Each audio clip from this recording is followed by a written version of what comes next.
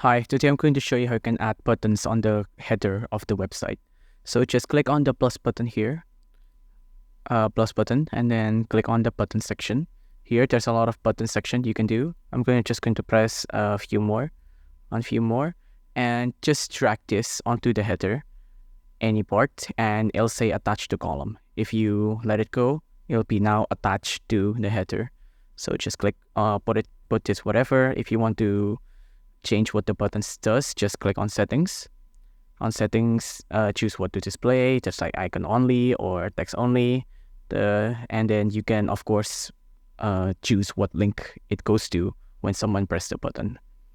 Let's just say this goes to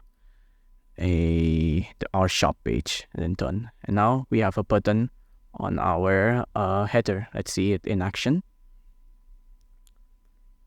As you can see, now the button is like stick it onto the header, just like that.